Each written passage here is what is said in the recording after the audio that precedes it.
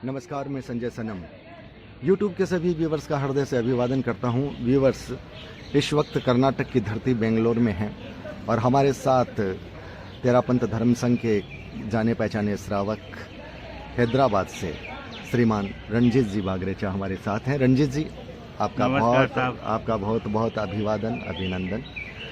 रंजीत जी अपनी बेबाक बयान के लिए भी काफ़ी मशहूर हैं और कड़वी बात को बहुत स्पष्टता से अपने हिसाब से वो कह देते हैं।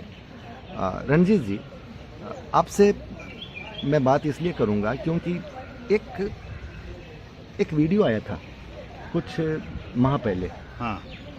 एक मुनिश्री जो तेरापंथ धर्म संघ के जो अधिष्ठाता हैं, अधिपति हैं, प्रमुख अधिपति, मतलब जिन्हें कहा जा सकता है कि नींव की ईंट हैं, आचार्य भिक्षु जी।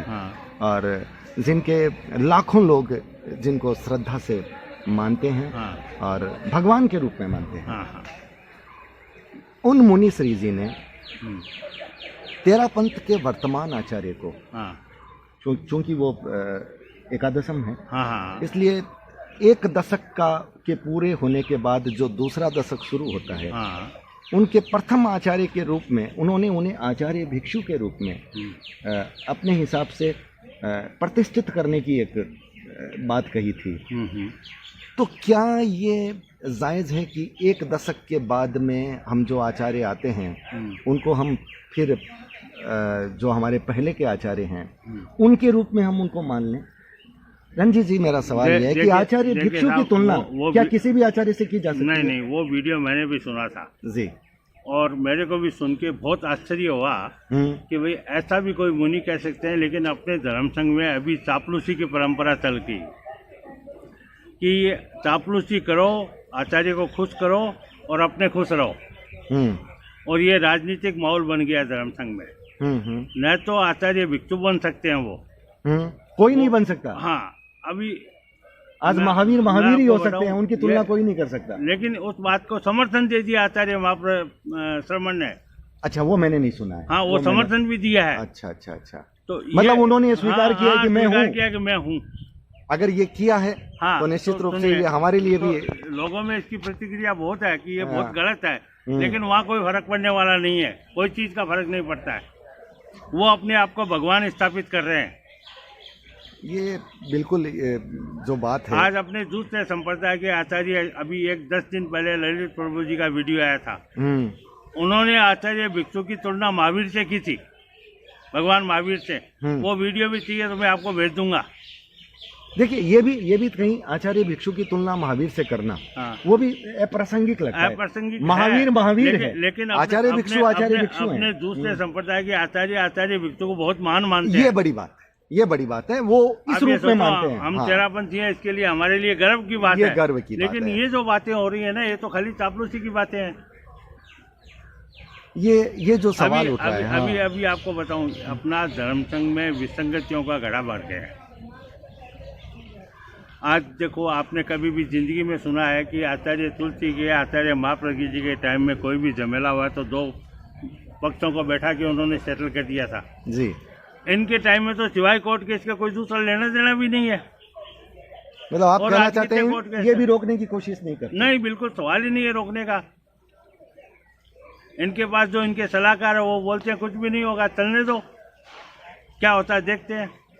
जब बात आ ही गई है तो आचार्य श्री पर भी एक नोटिस कोर्ट से निकला है, जोधपुर कोर्ट से निकला है। और अभी ज्ञानचंद जी आंचलिया ने वो नोटिस लिया है, स्वीकार किया। हाँ, यस, उनका पैन कार्ड, आधार कार्ड सब कुछ लिया गया है वहाँ पे। अच्छा, लेकिन सवाल ये नहीं, ये तकलीफ हमारे को भी है। ये नौबत क्यों आना? ये नौबत खाली एक चक्कर में है साहब कि चिरियारी जो चुनाव हुआ था, सुरेंद्र जी सुराणा लोकतांत्रिक तरीके से जीत के आए थे, बहुत बड़े बहुमत से, प्रचंड बहुमत था। और प्रचंड बहुमत के बाद उनको धर्म संघ से निष्कासित करने का कारण क्या था? रीजन आज तक नहीं दे सके हैं। इनके पास रीजन है भी नहीं। जी। और खाली उसको इतना गहरा कर दिया कि वो उसकी जड़ें कोर्ट केसों में मजबूत हो गई है। मतलब क्रिया की प्रतिक्रिया होती है और वो प्रतिक्रिया है ये। अच्छा, सुरेंद्र जी से मेरी बहुत अच्छी दोस्ती है, मेरी उनसे बात होती रहती है। अभी उन्होंने एक बॉम्बे हाईकोर्ट में केस डाला था निष्कासन का, वो नहीं बॉम्बे मेट्रोपॉलिटन कोर्ट में जी, वो रिजेक्ट हो गया। अभी उन्होंने भरसक तैयारी कर ली हाईकोर्ट सुप्रीम कोर्ट जाने की। उससे मतलब क्या हासिल होएगा? धर्म संघ में टुकड़े होंगे, बैठा के दोनों को सेटल कर सकते हैं ना। अब सवाल ये है कि तो आचार्य पर हाँ, जो कोर्ट का जो नोटिस है, अपने धर्म संघ का आचार्य जो है वो अपने हिसाब से जज है, बैठ के दोनों पक्ष की सुन के सेटल कर दे। खैरीलाल ताते तो ऐसे में अध्यक्ष है,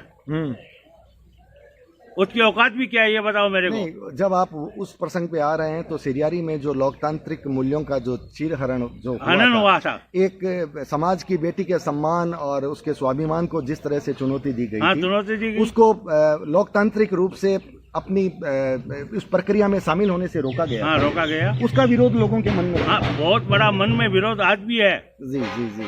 अभी लोग क्या है कि धीरे धीरे निकल के आ रहे हैं, पहले बोलते नहीं थे, आजकल सब बोलने लगे। जी जी।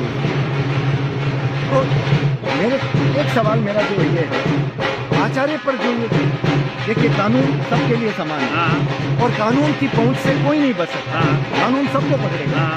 कई बार ऐसी चीजें होती है कि कई बार व्यक्ति विक्टिम नहीं होता, लेकिन अनर्गल आरोप की वजह से भी एक बार वो आ जाता है दायरे में। सवाल ये है, आप तो श्रावक हैं, क्या इससे पहले भी कोई आचार्य पर इस तरह का कोई नोटिस वगैरह कुछ हुआ? नहीं, मैं नहीं सुना आज तक है कि भाई ऐसे कोई सामाजिक काम में जी, वैसे कोई सीआरपी को लेकर कोई नोटिस आया वो अलग बात है। सामाजिक काम में कोई भी आचार्य वो उनको तकलीफ होती थी कि श्रावक समाज में फूट में एक श्रावक टूट गया तो इनको तो कोई फर्क नहीं पड़ता, श्रावक टूटे या कुछ भी टूटे।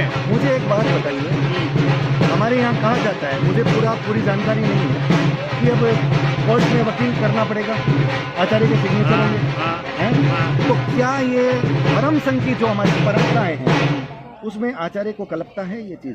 नहीं साहब, नहीं कल्पता है। या तो कोर्ट में सिग्नेचर वकील को करना या महासभा को पावर ऑफ अटर्नी देना, तो वो भी दोनों चीज नहीं कल्पती है। लेकिन एक बात ये भी है कि आचार्य को अपना अधिकार है, लेकिन कोर्ट कोई भी नियम बना सकते हैं। अपना काम करेगा, कोर्ट अपना काम करेगा, आपको जाना ही पड़ेगा। जी जी जी जी जी। ये जितनी घटनाएं हो रही है वो घटनाएं सुखद नहीं है। ये सुखद खाली सीरियस संदर्भ में घटनाएं हो रही है ज्यादा। तो जी, धर्म संघ की जाजम पर बैठ करके अगर निवारण किया जाता, जो कि मैंने कई बार पहले भी इस बात की अपील की थी। अब संजय जी, मैं आपको एक बात और बताना चाहता हूँ जी। हमारे हैदराबाद में आदरणीय श्रीमान प्रकाश जी वर्डिया को आचार्य श्री ने मंगलिक सुनाई, जबकि 99% समाज उसके विरोध में खड़ा है आज भी। और अभी स्थिति यह है कि आचार्य श्री के श्रावक निर्देशिका के हिसाब से जो 12 मई को चुनाव है, प्रकाश जी वर्डिया अध्यक्ष बनेंगे, लेकिन वैधानिक तरीका तो पूरा करना पड़ेगा जी। कोई भी XYZ आदमी अगर उसके विरोध में खड़ा होता है और वो जीत गया प्रचंड बहुमत से, फिर उसको धर्म संघ से निष्कासन की प्रक्रिया शुरू हो जाएगी। आपको क्या लगता है कि 99% लोग विरोध में हैं, तो क्या कोई खड़ा भी हो सकता है? 100% होगा खड़ा, और कोई नहीं हुआ तो मैं खड़ा होऊंगा। तो फिर वो जो चुनौती मिलेगी, आप अगर खड़े होते हैं और अगर आप जैसा बोल रहे हैं कि वहाँ का माहौल उनके अगेंस्ट में है, और आप अगर जीत जाते हैं, तो फिर तो वहाँ का जो नियंत्रण है वो आपके हाथ में रहेगा। जीत जाते हैं तब नियंत्रण 13 सभा का रहेगा। अच्छा, 2020 के चातुर्मास का अध्यक्ष तो मंगलिक उसको सुनाई हुई है ना, लेकिन वो तो उनसे ऊपर हो गया ना। हाँ, वो तो उनसे भी ऊपर है, उनके ऊपर रहेगा, क्योंकि जिसको अधिकार दिया जाता है, सभाएं तो उसके अंडर में आएगी। नहीं, उसके अंडर में नहीं आएगी सभा। फिर सभा का अध्यक्ष अपना काम करेगा, वो अपना काम करेगा। दोनों की तालमेल नहीं रहेगी, ये बात पक्की है।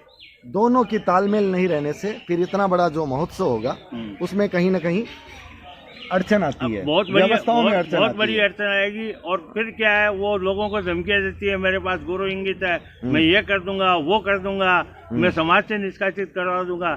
एक और सुरेंद्र सुराना खड़ा कर देगा, कौन सा फर्क पड़ता है उसमें?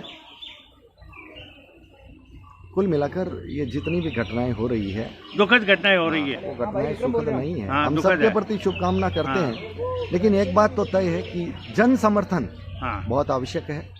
आम समाज के व्यक्ति का आपके प्रति झुकाव या आपके अंदर में समाज के आम आदमी को जोड़ करके साथ में चलने की जो एक अपील होती है, जो एक व्यवस्था होती है, वो होनी बहुत आवश्यक है। जो समाज का नेतृत्व करता है उसके लिए ये बात बहुत आवश्यक होती है। लेकिन ये जो वहाँ सिर्फ ईगो का सवाल है, नेतृत्व का नहीं। मेरा इंगित नहीं माना। अरे भाई, जो पब्लिक नहीं चाहती है तो इंगित क्या चीज़ है? आप पहले चुनाव के पहले मंगलिक क्यों सुनाते हो? चुनाव होने के बाद मंगलिक सुनाओ, आपका इंगित चलेगा। मतलब आप ये कहना चाहते हैं कि लोकतांत्रिक प्रक्रिया से चुनाव हो, हाँ, और वहां से जो चुन करके आ जाए, हाँ, उन्हें आप आशीर्वाद प्रदान करें। हाँ, यही बात है। अब की हैदराबाद की स्थिति है कि हैदराबाद का अध्यक्ष लोकतांत्रिक तरीके से समाज चुन के आचार्य श्री के पास नाम भेजता था, 2 नाम 3 नाम 4 नाम, उसमें से आचार्य श्री एक आदमी को चुनाते थे तो समाज भी खुश था। उन्होंने पूरे समाज को इग्नोर कर दिया, अनदेखी करके उसको मंगलिक सुना दी। नहीं, आप ये कह रहे हैं कि मतलब व्यवस्था के अंतर्गत सिर्फ एक ही नाम, मतलब 2-4 नाम नहीं गए थे? नहीं, नाम गए थे। एक पर्सन भंडारी का गया था, एक महेंद्र भंडारी का गया था, एक प्रकाश बर्डिया गया था, एक करनी सिंह बर्डिया का। अब एक बात कह रहा हूँ, बर्डिया जी का भी नाम गया था? बर्डिया जी का नाम गया था। तब 4 में से तो उनको सुनाई थी। समाज ने नहीं भेजा है, उस टाइम अध्यक्ष बर्डिया था। समाज ने नहीं भेजा? नहीं, समाज ने बिल्कुल भी नहीं भेजा किसी का नाम। तो ये समाज ने बाकी के जो लोग थे उनका नाम भेजा है? हाँ, बाकी के जो लोग थे उनका नाम समाज ने भेजा है। उनमें से कोई आता तो कोई दिक्कत नहीं थी? नहीं, कोई दिक्कत नहीं थी। आज तक काम हो जाता था हैदराबाद का। आज ये स्थिति नहीं थी कि आज तक उसको भटकना पड़ता है पैसे के लिए। खैर, ये समाज में संजय जी पैसे की कमी नहीं है। समाज में कमी ये होगी कि जब ये झगड़े पंचायत होते हैं, समाज उससे दूर होते जा रहा है। तो एक बात, युवा वर्ग तो एकदम ही दूर होते जा रहा है। ये आप कितने प्रोफेशनल फॉरम बना दो, ये बना दो, क्या फर्क पड़ता है उससे? नहीं रंजीत जी, प्रकाश जी बरड़िया में कुछ ऐसी काबिलियत होगी, हो सकता है ऐसी काबिलियत होगी जो आप नहीं समझ पाए, ऐसा भी हो सकता है। वो तो एक संजय जी, आपको राजकुमार जी जोड़िया ने एक इंटरव्यू दिया था लाडनू से, उसमें प्रकाश जी बर्डिया की पूरी हिस्ट्री बताई थी, काठमांडू में क्या करके आए थे। वो आपके यूट्यूब में ही आया हुआ है। मुझे ख्याल नहीं है, लेकिन आप देख लेना उनका बैक रिकॉर्ड क्या है, वो रिकॉर्ड आपको मालूम हो जाएगा उससे। चलिए, हम किसी व्यक्तिगत रूप में किसी व्यक्तिगत रूप में हम नहीं जाना चाहते। हमारी तो प्रकाश जी बरड़िया के लिए भी शुभकामनाएं हैं, लेकिन हम ये चाहते हैं कि आम जनता से जुड़ाव होना चाहिए। आम जनता जिसका समर्थन करे उस व्यक्ति के हाथ में नेतृत्व होना चाहिए। बराबर, यही बात है। या फिर जिसको नेतृत्व प्रदान करने का आदेश दे दिया गया हो, उस व्यक्ति का यह दायित्व बनता है कि वो आम जनता से घर घर जाकर के, डोर डोर जाकर के उनसे संपर्क करे, उनका आशीर्वाद ले और उनकी राय पूछे कि क्या करना है, कैसे करना है, उनको जोड़ करके चले। ये भी संभावना बन सकती है। इसकी भी मैं आपको बात बताता हूँ जी। उसको अध्यक्ष की मंगलिक सुनाए हुए 3.5 साल हो गए। 3.5 साल में प्रकाश जी बर्डिया हैदराबाद समेत में 5% आदमियों के पास मिलने को नहीं गए हैं, और कभी आज तक टीम नहीं बनी है, न किसी को जोड़ा है। रंजीत जी, ये सवाल आपने रखे हैं, या मैं कैसे मान लूं कि हैदराबाद में ये सवाल और भी लोगों के मन में है? हो सकता है। हाँ, हैदराबाद वाले अभी यहाँ 5-6 आदमी आए हुए हैं। आप चाहिएंगे तो दोपहर को आपको इंटरव्यू दिला दूंगा उनका। मतलब एक आम राय बन रही है। हाँ। या सिर्फ विरोध के लिए तो विरोध नहीं हो रहा। समाज देखो, एक क्या होता है, आचार्य आ रहा है। हाँ। आचार्य के लिए खुशी का माहौल होता है कि भाई हमारे गुरु आ रहे हैं, हम ये करेंगे वो करेंगे। आज हैदराबाद समाज में वो 0 है, कोई खुशी की लहर नहीं है। कोई खुशी की लहर नहीं है। समाज इतना सक्षम है कि समाज खुद जगह खरीद सकता था। इनको भिखमंगा बन के 5 आदमियों की जगह मांगनी क्यों पड़ी? और आखिर गुरु जी को उन 5 आदमियों की जगह में चातुर्मास फरमाना पड़ा, और आज तक वहाँ पे एक ईंट भी नहीं लगी है, काम भी नहीं हुआ है,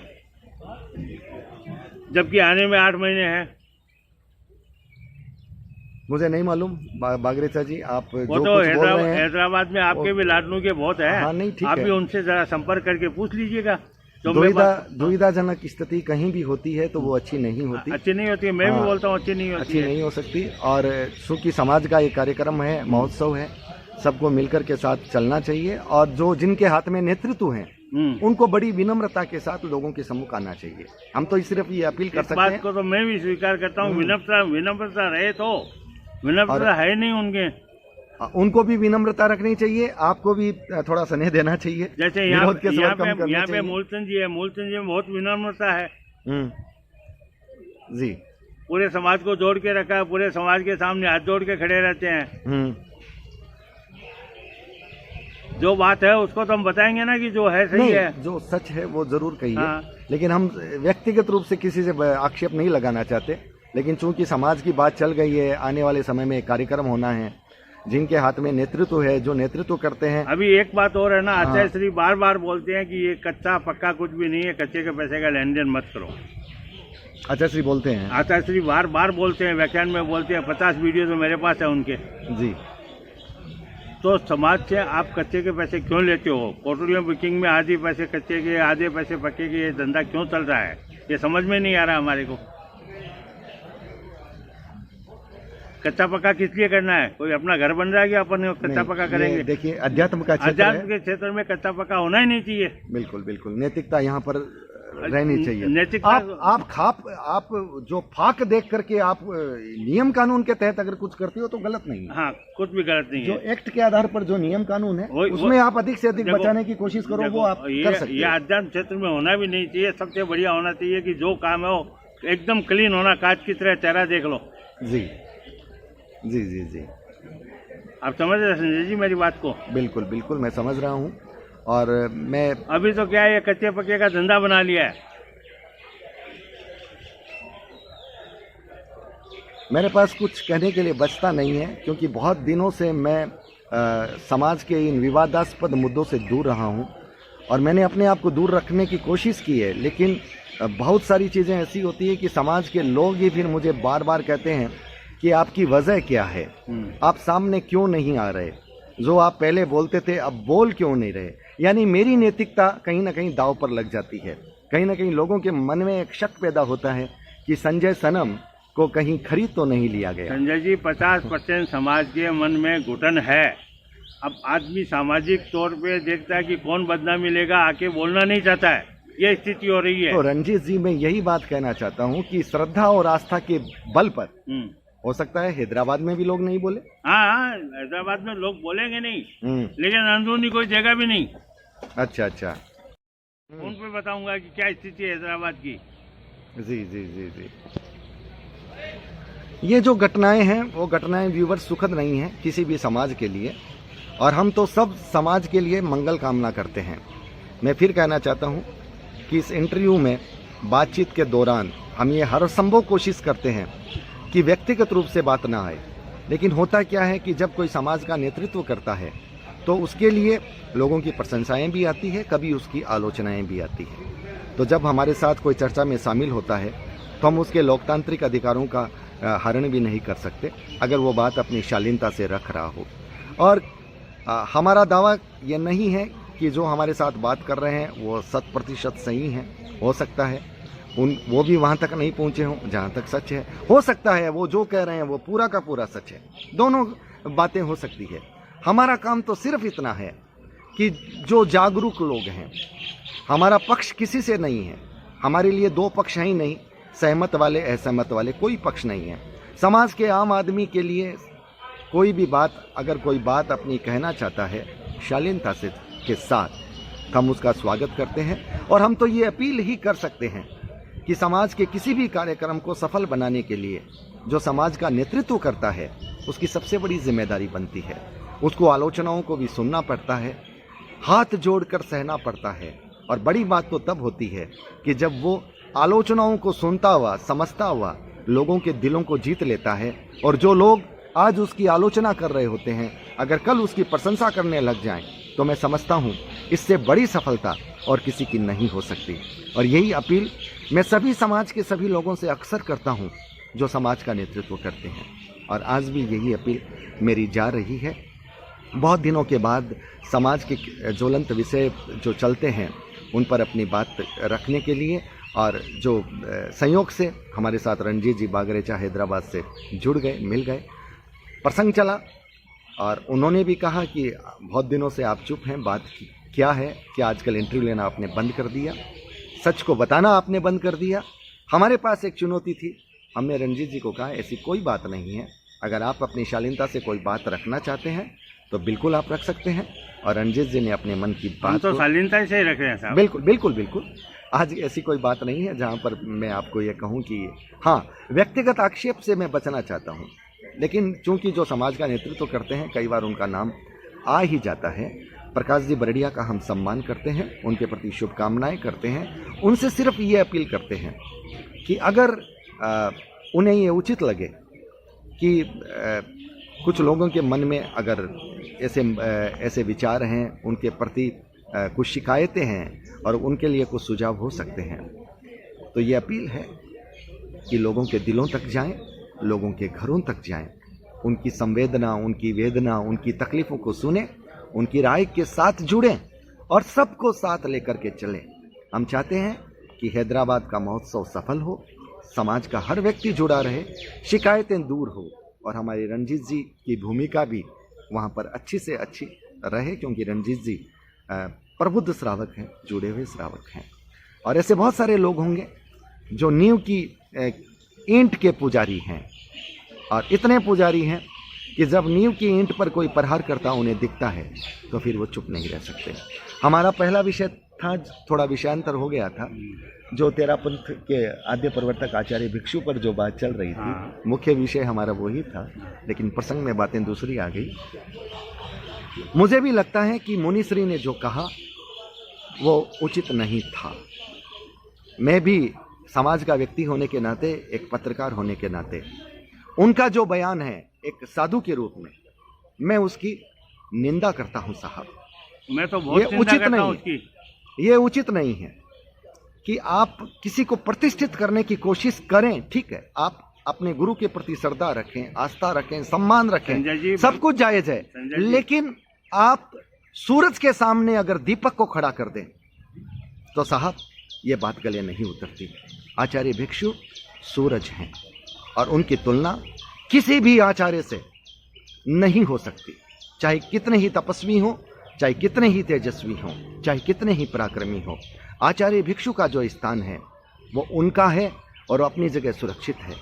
उनका नाम, उनकी जगह, उनके रूप में प्रतिष्ठित होने की कोशिश मुझे लगता है समाज का व्यक्ति, आम आदमी स्वीकार नहीं करेगा। और कम से कम समाज का आम आदमी होने के नाते और एक पत्रकार होने के नाते ये मेरा अधिकार है और मैं अपने उस अधिकार के तहत कहता हूं कि मैं तो उसे स्वीकार नहीं करूंगा।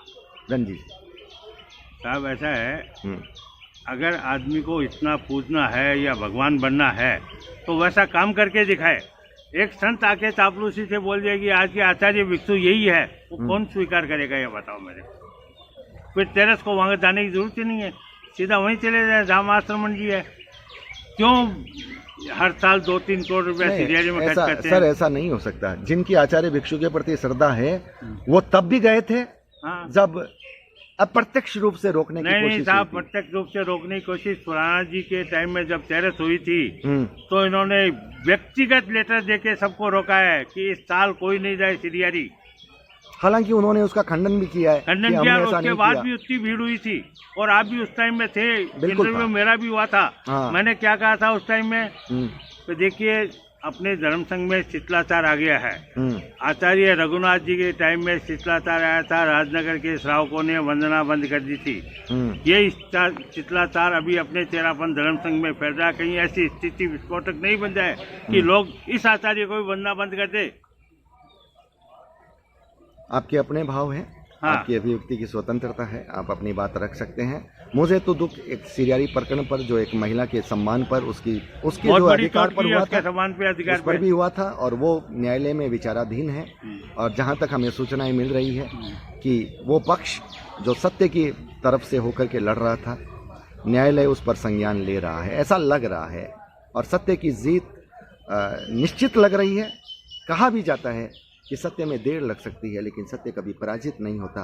पर क्योंकि ये कलयुग है इसलिए कभी कभार डर भी लगता केस है, उसको लंबित करने की ट्राई कर रहे हैं कलीलाल जी। बार बार कोई न कोई ऐसा सगुफा लाके लंबित कर रहे हैं। कितने दिन तक टालेंगे उस केस को? आखिर सामने तो सच आएगी ना जी। उससे क्या होता है, अगले का पक्ष और ज्यादा मजबूत हो रहा है। पवन भाई साका, हम तो ये चाहते हैं, हमारी ये भावना नहीं है कि कौन जीते कौन हारे। जो हारता है वो भी समाज का ही हारता है। हार तो कहीं ना कहीं समाज की है, कहीं न कहीं, लेकिन सत्य जीतना चाहिए। हाँ। ये बिल्कुल सच है। जो सत्य के साथ खड़े होकर के अपनी लड़ाई को लड़ रहे हैं उनकी जीत होनी चाहिए। इसलिए होनी चाहिए ताकि फिर झूठ की कोशिशें ना हो, और जहाँ तक जब झूठ की कोशिशें होती है तब तक समाज की दीवारों पर प्रहार होता है, और किसी भी समाज के लिए ये संकेत अच्छा नहीं होता। हम सबके प्रति श्रद्धा रखते हैं, सबके प्रति सम्मान रखते हैं, लेकिन सत्य के प्रति सम्मान हमारा सबसे अधिक है। इसलिए हम बार बार ये अपील करते हैं कि सत्य की खिलाफत मत कीजिए, सत्य की अदावत कीजिए, सत्य की इबादत कीजिए। और वो अगर इबादत हो तो समाज में फिर कभी टकराव की बात नहीं आएगी। मैंने बार बार पहले भी कहा है कि कोर्ट केस, कानूनी मामले जो हैं समाज में बंद होने टकराव चाहिए। की स्थिति श्रीहरि प्रकरण के बाद ही आई है, समाज में पहले बिल्कुल थी नहीं कहीं। जी जी जी, सहमत हर हूं। आदमी आचार्य के प्रति आदर रखता था। देखिए, सिरियारी में सुराणा जी ने जो कुछ किया है उसको भूलना किसी के लिए संभव नहीं है। सिरियारी को चमन बनाने में सुरेंद्र सुराणा की जो भूमिका रही है उसे समाज का आम श्रावक कभी नहीं भुला सकता, उसे कभी नहीं नकारा जा सकता। चाहे उनका निष्कासन भी हुआ है, फिर भी समाज के लोगों के मन में उनके प्रति सहानुभूति रही है, बहुत बड़ा सम्मान रहा है, और शायद वही वजह रही है कि फिर उनके निष्कासन को रद्द करना पड़ा है। क्योंकि समाज की जो आम जनता की आवाज़ होती है वो बहुत प्रबल होती है, बहुत महत्वपूर्ण होती है, और खास लोगों को मजबूर कर देती है, उन्हें अपना निर्णय भी बदलना पड़ता है। हम सबके प्रति सम्मान रखते हैं, सबके प्रति सद्भावना रखते हैं। अगर हमारे किसी भी शब्द से किसी व्यक्ति के मन को चोट लगी है तो क्षमा चाहते हैं। हमारा मकसद किसी के दिल को आहत करना नहीं किसी का विरोध करना है। हमारा मकसद जो आम अभिव्यक्ति की स्वतंत्रता है, और जो कुछ घटनाएं हो रही है उस पर आम लोगों की आवाज़ है, वो सत्य के साथ उठे, शालीनता के साथ उठे, क्योंकि लोकतंत्र के चौथे स्तंभ के सिपाही हैं। ये हमारा धर्म बनता है, ये हमारा कर्म बनता है, और ये हमारा अधिकार बनता है। हाँ, जाते जाते सबसे सद्भावना की अपील करते हैं। और अगर हम हमारे जो गेस्ट हैं बागरेचा जी, उनसे भी अपील करेंगे कि हमारे जो हैदराबाद के जो अध्यक्ष हैं मर्यादा, ये जो चातुर्मास समिति के प्रकाश जी बरड़िया के प्रति सद्भावना रखें। और प्रकाश जी बरड़िया से भी हम अपील कर रहे हैं अपने इस वीडियो के माध्यम से कि वो सबसे जुड़ाव रखें, क्योंकि सफलता तभी मिलती है जब सब लोगों का साथ होता है। और इसके लिए विनम्रता के साथ सबसे जुड़ाव रखें, एक तरह से झुकाव रखें, और हमारे रंजीत जी भी सद्भावना के साथ उनसे जुड़े, ताकि जो महोत्सव है, उत्सव है, वो सफल हो। इस बात की शुभकामना उनको भी समर्पित करते हैं। बहुत बहुत साधुवाद देते हैं सबके प्रति। और अगर आपके मन में कोई सवाल है, कोई सुझाव है, आप भी कमेंट बॉक्स पर आकर के दे सकते हैं। एक बात पुनः कहना चाहता हूं कि किसी के प्रति आक्षेप नहीं है, और ये मनोभाव नहीं है। बातचीत जब चलती है तो कुछ नाम आ जाते हैं, क्योंकि वो नेतृत्व करते हैं, इसलिए सवाल भी हो जाते हैं, प्रशंसाएं भी हो जाती है, आलोचनाएं भी हो जाती है। इसलिए इसको अन्यथा न लें। ये कोई ऐसा नहीं है कि इसको लेकर के हम बात कर रहे हैं। बात चली थी आचार्य भिक्षु जी पर, जो कि एक मुनि जी ने कहा था, और वो प्रसंग लोगों के मन में बहुत सवाल पैदा कर रहा था। आज अनायास जब चल गया तब बात हैदराबाद की आ गई, हालांकि वो प्रसंग नहीं था, लेकिन आ गई, तब हम अपील कर रहे हैं और सबके प्रति शुभकामना दे रहे हैं। रंजीत जी के प्रति भी बहुत बहुत आभार, हमसे जुड़े। कोई खास बात रंजीत जी? बस कुछ नहीं है साहब, हम आपसे अपील करेंगे कि सद्भावना के साथ हैदराबाद में आप अपना जुड़ाव रखें। धन्यवाद। और जो कार्यक्रम चल रहा है उसमें आप अपना जुड़ाव रख करके उसको सफल बनाएं। शिकायतें जो है उनका समाधान हो, और सब जुड़ करके, मन से जुड़ करके उसे सफल बनाएं। संजय जी, शिकायतों का समाधान अपने धर्म संघ के पहले व्यक्ति है आचार्य जी, वो अगर सुने तो शिकायतों का समाधान बहुत जल्दी संभव है। लेकिन वो सुनने को नहीं, आप शिकायत लेके जाओ, वो सीधा मंगल पाठ सुना देते हैं। देखिए साहब, आपका ये जो ये बयान है, ये नहीं कि मैंने आपसे ही सुना है, पहले भी लोगों ने कहा है। क्योंकि मैं इसका एकदम प्रमाण हूँ कि मैं सुरेंद्र जी सुराणा का एक लेटर था, उन्होंने ये पक्ष रखा था कि मैं बैठ के बात करने को तैयार हूँ। मैं मद्रास में लेके गया था, लेटर दिया, बात की, 1 सेकंड में मंगलिक सुना दी, आप रवाना हो जाओ। मतलब आपके इस प्रस्ताव पर कोई हमें नहीं नहीं नहीं नहीं। चलिए ठीक है, कोई बात नहीं, ये उनकी अपना अधिकार है, वो अभी अपने अधिकार के तहत जो निर्णय ले सकते हैं। उसके नेक्स्ट डे राजेंद्र जी हिरावत का कांड हुआ था, यही मुनीश्री ने जी कहा जी था जी कि जी मुझे याद दिला दिया। बिल्कुल बीका बिल्कुल कटोरा बिल्कुल लेके आप घूमोगे, बिल्कुल। तो भाई हम तो बीका कटोरा लेके घूमते हैं नहीं होते हैं। नहीं नहीं नहीं, मैं आपसे कहना चाहता हूँ, अगर श्रावक भीख का कटोरा लेकर के घूमेगा तो आपके जो साधु समाज है उसकी व्यवस्था कौन करेगा? वही कौन करेगा? आज आपको जो व्यवस्था मिल रही है वो कौन करेगा? बड़े समाज में आते श्री के सामने खड़ा होके बिल्कुल, ये भी इतनी बड़ी बात कह दी कि तुम भिक्का टिकरा लोगों को, ये बयान 1000% भर्त्सना के काबिल है, निंदनीय बयान है, निंदनीय, बिल्कुल निंदनीय, और निंदनीय बयान हो ही नहीं सकता है, जैन साधु के लायक काम ही नहीं है वो। बिल्कुल बिल्कुल, इस पर होना चाहिए, कार्रवाई होनी चाहिए। मैं बोल नहीं सकता वो जैन साधु कहा गया, क्यों कहा गया? हम बोल ही नहीं सकते कि वो जैन साधु है क्या। हमारे दिल में रत्ती पर भी श्रद्धा नहीं है, नफरत होगी उनके लिए। अब आप एक बात सुनो, जो बयान दिया था वो, बिल्कुल, ये शब्द ही तो हैं जो दिल से जोड़ते हैं और दिल को तोड़ते हैं। और उन्होंने जो ये बात कही थी वो कतई साधु के हिसाब से तो कतई उचित नहीं थी। अक्सर हम लोग भी जब ऐसा बोलते हैं तो हमें भी सोचना पड़ता है। धर्म संघ में परसेंटेज वाइज ऐसे साधु ही ज्यादा है। ठीक है, जो अच्छे हैं हम उनके प्रति सम्मान रखते हैं, रखते हैं ना, और जो अच्छे नहीं है उनके अच्छे होने की कामना करते हैं। मैं 4 बार मंत्री मुनि के दर्शन करता हूँ, सम्मान रखता हूँ। बिल्कुल है, ऐसे बहुत सारे हैं, बहुत सारे हैं। अभी सरदार सर में शासन गौरव से ताराचंद जी की जो तपस्या चल रही है, संलेखना संथरा तपस्या, कितनी विनम्रता के साथ वो सबसे वो करके निकलते थे। उनके वीडियो देखे थे साहब, अभिभूत हो गया। उनको बार बार नमन करता हूँ, वंदन करता हूँ। जो जैन समाज में, अन्य समाज में ऐसे साधु तपस्वी हैं, उन सबको हम नमन करते हैं, वंदन करते हैं। हमारी विनम्रता पूर्वक हमारी वंदना है उन सब तक। लेकिन जो ऐसे शब्दों का प्रयोग करते हैं उनकी हम निंदा भी करते हैं। वो साधु के लायक शब्द है नहीं, वो सहनीय नहीं है, वो अनुकरणीय नहीं है, और वो वंदनीय तो कतई नहीं हो सकते। चलिए, बहुत लंबा हो गया वीडियो, क्योंकि प्रसंग जुड़ते गए, बात बनती गई। बहुत बहुत आभार, नमस्कार। अगर हमारे किसी शब्द से आपके मन को ठेस लगी हो तो माफ़ कीजिएगा, उस शब्द को छोड़ करके आगे बढ़ जाइएगा। आप अपने विचार देने के लिए स्वतंत्र हैं, अपने कमेंट बॉक्स पर आकर के विचार रख सकते हैं।